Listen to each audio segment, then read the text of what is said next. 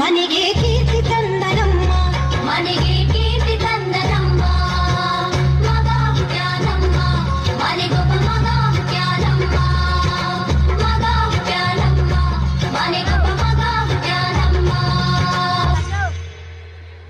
ನಮಸ್ತೆ ಸರ್. ಏಯ್ ನೀವಿಬ್ರು ಏನೋ ಮೇಲೆ ಆಚೆ ಹೋಗಿ ಕುತ್ಕೊಳ್ರು. ಚಿಚೆ ಎತ್ಕೊಳ್ಳಿ ಹರ್ಕೊಳ್ಳಿ. ಪ್ರತಿದಿನ ಇದನ್ನ ತಗೊಬಂದು ಇದ್ರ ಮೇಲೆ ಕುಂತ್ಕೊಳ್ಳಿ.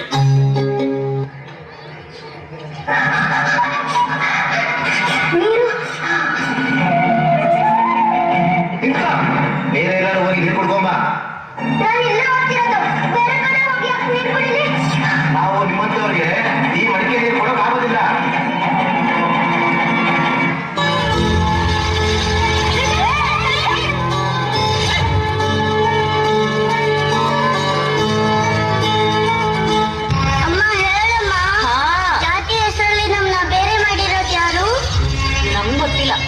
ಎಲ್ಲರೂ ಒಪ್ಕೊಂಡಿದ್ದಾರೆ.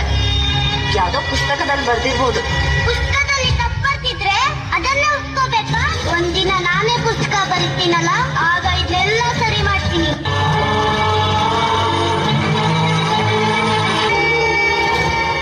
ನನ್ಗ್ ನಂಬಿಕೆ ಇದೆ. ನಾನ್ ಯಾವ ವಿಷಯದ ಬಗ್ಗೆ ಯೋಚಿಸ್ತಿದ್ದೀನೋ ಹೊರಗ್ ಬರಕ್ ದಾರಿನ ಈ ಪುಸ್ತಕಗಳೇ ತೋರಿಸುತ್ತೆ ಅಂತ. ಹೊರಡಕ್ಕೂ ಮುಂಚೆ ಓದೋದು ತುಂಬಾ ಮುಖ್ಯ.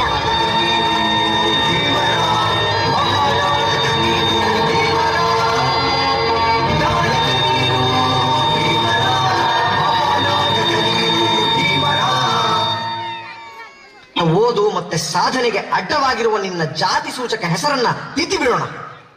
ಇಂದಿನಿಂದ ನಾನು ನಿನ್ನ ಗುರು ಮಹಾದೇವ್ ಅಂಬೇಡ್ಕರ್ ನಿನ್ನ ಹೆಸರನ್ನ ಭೀಮರಾವ್ ಸತ್ಪಾಲ್ ಅಂಬೇವಾಡಿಯಿಂದ ಭೀಮರಾವ್ ಅಂಬೇಡ್ಕರ್ ಅಂತ ಬದಲಾಯಿಸುವೆ. ನಮ್ಮ ವಂಶದ ಹೆಸರಿನ ವಾರಸುದಾರ ನೀನೆ. ಮುಂದೊಂದು ದಿನ ಈ ಹೆಸರು ಇಡೀ ಲೋಕದಲ್ಲಿ ಘೋಷವಾಕ್ಯ ಆಗಲಿದೆ. ಯಾರು ನೀವು? ನಾನು ಕೃಷ್ಣಾಜಿ ಅರ್ಜುನ್ ಕೆಲಸ್ಕರ್. ಇವನು ನನ್ನ ಕಾಲೇಜಲ್ಲಿ ಓದ್ತಾ ಇರೋ ಬ್ರಿಲಿಯಂಟ್ ಸ್ಟೂಡೆಂಟ್. ನನ್ನ ಶಿಷ್ಯ ಭೀಮರಾವ್ ಅಂಬೇಡ್ಕರ್. ತುಂಬಾ ಬಡತನ, ಮೇಲಾಗಿ ಜಾತಿ ಸಮಸ್ಯೆ. ಓಹ್, ಆದ್ರೆ ನಮ್ಮ ರಾಜ್ಯದಲ್ಲಿ ಅದೆಲ್ಲ ನಿಲ್ಸಿದೀವಲ್ಲ. ಇರ್ಲಿ, ನಿನಗೆ 25 ರೂಪಾಯಿ ವಿದ್ಯಾರ್ಥಿ ವೇತನ ನೀಡಲಾಗುವುದು. ಹಾಗೂ ಚೆನ್ನಾಗಿ ಓದಿದ್ರೆ ನಮ್ಮ ಸಂಸ್ಥಾನದಲ್ಲೇ ಕೆಲಸ ಕೊಡ್ತೀನಿ.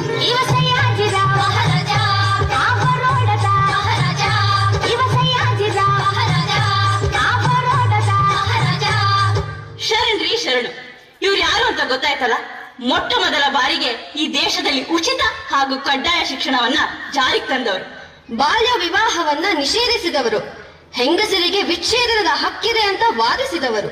ವಿಶ್ವವಿಖ್ಯಾತ ಕಲಾವಿದರಾದ ರಾಜ ರವಿವರ್ಮನಿಗೆ ರಾಜಾಶ್ರಯ ನೀಡಿದವರು. ಶ್ರೀ ಅರಬಿಂದೋ, ದಾದಾಬಾಯಿ ನವರೋಜಿ ಅಂತವರಿಗೆಲ್ಲ ಆಶ್ರಯ ನೀಡಿದವರು. ಬ್ಯಾಂಕ್ ಆಫ್ ಬರೋಡಾವನ್ನು ಸ್ಥಾಪಿಸಿದವರು. ಪ್ರಜೆಗಳು ರಾಜರ ಮಕ್ಕಳಾಗಿರ್ಬೇಕು, ರಾಜ ಪ್ರಜೆಗಳ ನೆಮ್ಮದಿ ಹಾಗೂ ಭವಿಷ್ಯ ಕಾಯುವನಾಗಿರಬೇಕು ಅಂತೆಲ್ಲ ನಂಬಿದವನು ನಾನು. ಹಾಗಾಗಿ ನನ್ನ ರಾಜ್ಯದಲ್ಲಿ ಎಲ್ಲರೂ ಸಮಾನರು, ಈ ಮೇಲು ಕೀಳೆಲ್ಲ ಬಾಹಿರವಾಗಿದೆ ಅಂತ ಘೋಷಿಸಿದೆ. ಭೀಮರಾವ್ ತುಂಬಾ ಬುದ್ಧಿವಂತ ಹುಡುಗ. ಅದಕ್ಕೆ ಅವನು ಗ್ರಾಜುಯೇಷನ್ ನಲ್ಲಿ ತುಂಬಾ ಉತ್ತಮ ಅಂಕಗಳನ್ನು ತಗೊಂಡಾಗ ಅವನಿಗೆ ನನ್ನ ಸಾಮ್ರಾಜ್ಯದಲ್ಲಿ ಲೆಫ್ಟಿನೆಂಟ್ ಹುದ್ದೆಯನ್ನು ಕೊಟ್ಟೆ. ಸಯಾಜಿರಾವ್ ಗಾಯಕ್ವಾಡ್ ಅವರು ಅಂಬೇಡ್ಕರ್ ಅವರನ್ನು ಹೆಚ್ಚಿನ ಓದಿಗೆ ಕೊಲಂಬಿಯಾ ಯೂನಿವರ್ಸಿಟಿಗೆ ಕಳುಹಿಸಿದರು.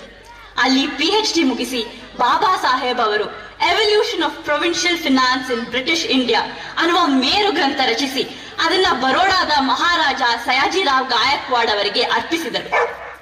ಏನೇ ರಮಾಬಾಯಿ, ತುಂಬಾ ಖುಷಿಯಾಗಿದೆಯಾ? ಹೂಸಕ್ಕು, ಇವತ್ತು ಅವರು ಕೊಲಂಬಿಯಾದಿಂದ ಬ್ಯಾರಿಸ್ಟರ್ ಆಗಿ ವಾಪಸ್ ಬರ್ತಾ ಇದ್ದಾರೆ.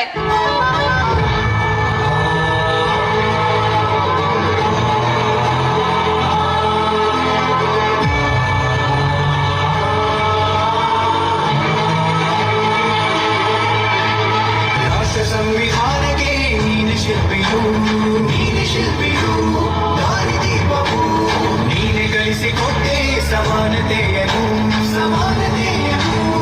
ಏಕತೆಯನ್ನು.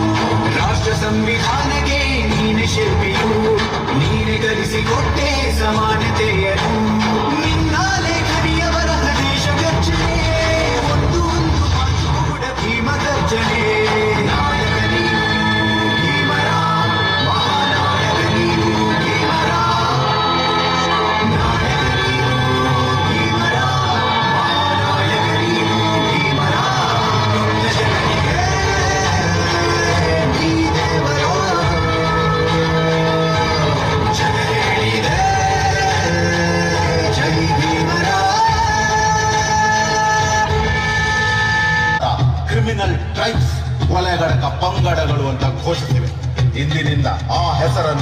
ಹಾಕಿ ಅವರಿಗೂ ಸಮಾನವಾಗಿ ಮತ ಚಲಾಯಿಸುವ ಹಕ್ಕನ್ನು ಕೊಡಬೇಕು.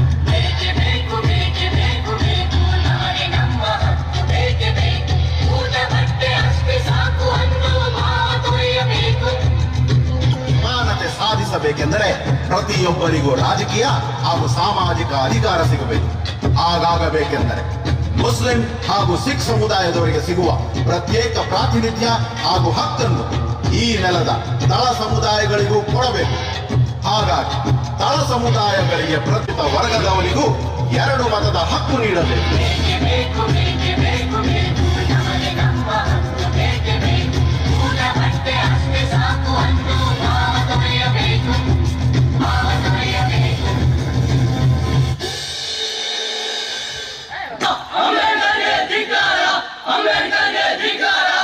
ಅಯ್ಯೋ ಇವ್ರದ್ದು ಮತ್ತೇನಂತಕ್ಕ? ಅಯ್ಯೋ ಇದು ನನ್ನ ಕಾಲದ ನಂತರದ ಕಥೆ, ಆದ್ರೂ ಏನು ಅಂತ ಹೇಳ್ತೀನಿ ಕೇಳಿಸ್ಕೊ. ಗೂಬೆಗಳು ಹರ್ಚ್ಕೊಳ್ಳೋದು. ನನ್ನ ಗಂಡ ಈ ದೇಶದ ಪ್ರಪ್ರಥಮ ಕಾನೂನು ಮಂತ್ರಿ ಆದಾಗ ಹಿಂದೂ ಕೋಡ್ ಬಿಲ್ ಅಂತ ಒಂದು ಕಾನೂನನ್ನ ಮುಂದಿಟ್ರು. ಅದರಲ್ಲಿ ಹೆಣ್ಣು ಮಕ್ಕಳಿಗೆ ಕಡ್ಡಾಯ ಶಿಕ್ಷಣದ ಹಕ್ಕು, ಆಸ್ತಿಯಲ್ಲಿ ಹಕ್ಕು, ಡಿವೋರ್ಸ್ ನ ಹಕ್ಕು ಎಲ್ಲ ಕೊಟ್ಟು ಅವ್ರನ್ನ ತಮ್ಮ ಕಾಲ ಮೇಲೆ ನಿಲ್ಲೋ ಹಾಗೆ ಮಾಡೋ ಕನಸು ಕಂಡ್ರು. बापू, जगजीवन राम जी का भी नाम हमारे फहरिस्त में है। और अंबेडकर, वो मेरा पुराना विरोधी है, पर ये बात भी सच है कि संविधान और कानून के बारे में जितना वो जानता है शायद कोई जानता हो पूरे देश में। और अगर आपने अंबेडकर के ज्ञान और अनुभव का फायदा नहीं उठाया,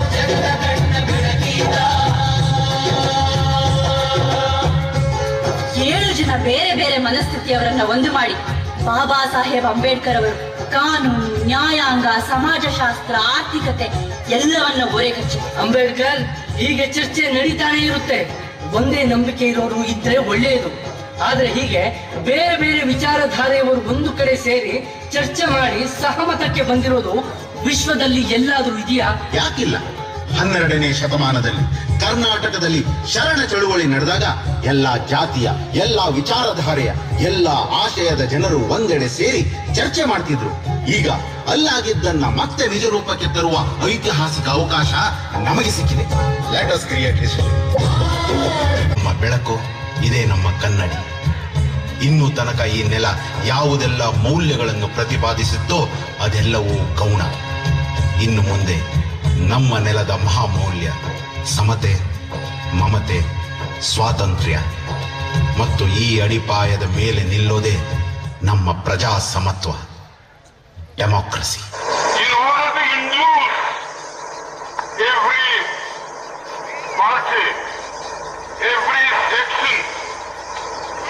In this country, it would be the act of greatest statesmanship. ಸಂವಿಧಾನ ಪೀಠಿಕೆ ದೀಕ್ಷಾ ವಿಧಿ ರಾಷ್ಟ್ರಕ್ಕೆ ಭಾರತದ ಪ್ರಜೆಗಳಾದ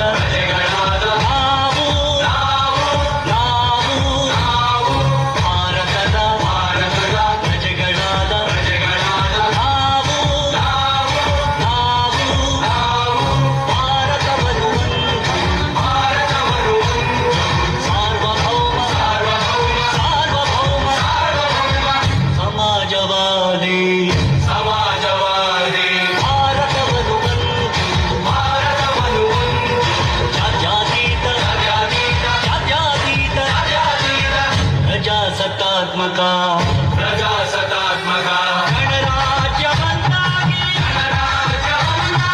ರೂಪಿಸುವುದಕ್ಕಾಗಿ ಭಾರತೀಯರೆಲ್ಲರಿಗೂ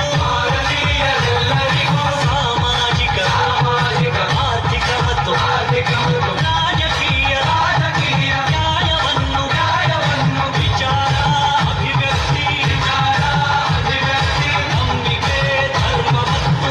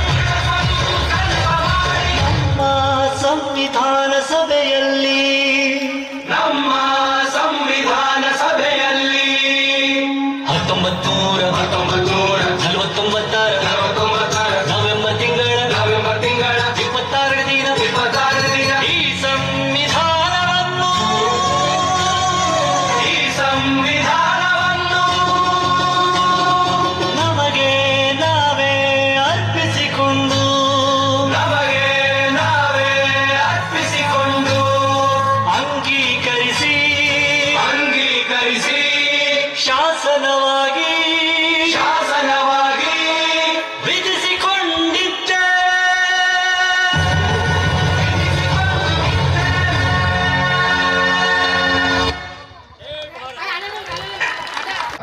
ಅತ್ಯಂತ ಹೃತ್ಪೂರ್ವಕವಾದಂತಹ ವಂದನೆಗಳನ್ನ ನಾನು ಈ ತುಂಬು ಸಭೆಯ ಮೂಲಕ ಅವರಿಗೆ ತಿಳಿಸ್ತಾ ಇದ್ದೀನಿ.